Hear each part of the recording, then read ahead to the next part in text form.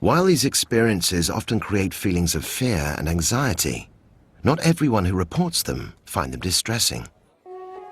In fact, many believe their contact with extraterrestrial beings has ultimately enriched their lives. My first really conscious memory of my experiences with extraterrestrials was from about the age of 3 years old, where I would be meeting, I guess, like my other family.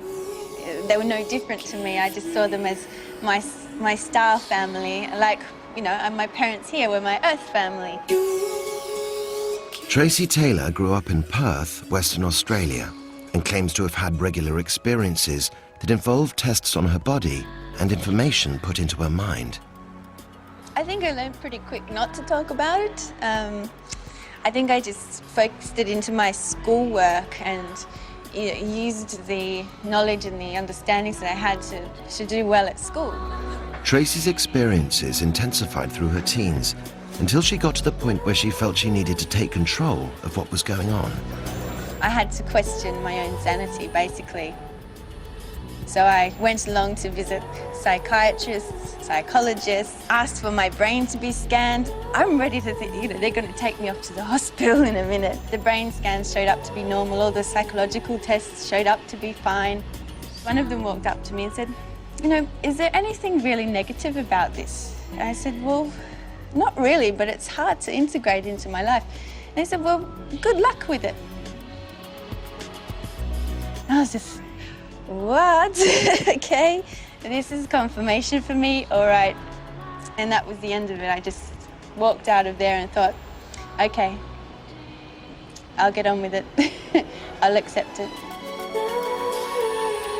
Tracy now integrates her experiences into the rest of her life and focuses on the positive aspects they've brought her. Also just prints. Fantastic. There's a lot of symbolism here.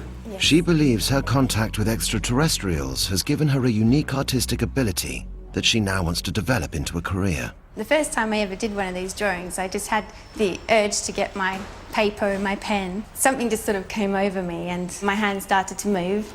Do you actually see anything, or is it just from within you?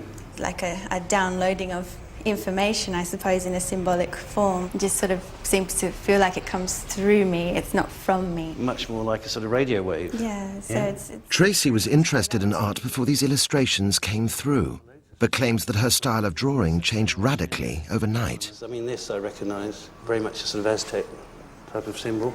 Over a period of time, I spoke to people who study ancient cultures, and these people were able to pinpoint things in the pictures, saying this is something that you could find in a temple in Peru, and this is something you'd find in a temple in Luxor in Egypt.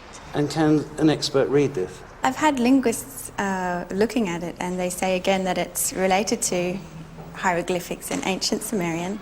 At various times over the past 6 years, Tracy has also produced a series of graphical illustrations, which she claims she later discovered hold a hidden message. And that circle's dropping over the top of that pyramid. Yes. Exactly. Yes. Yeah, and yet again it fits. So these were all done over different periods of time, and yet they all lock together Yes. to form a whole. Looking at it just on a purely surface level, there is an element of storytelling.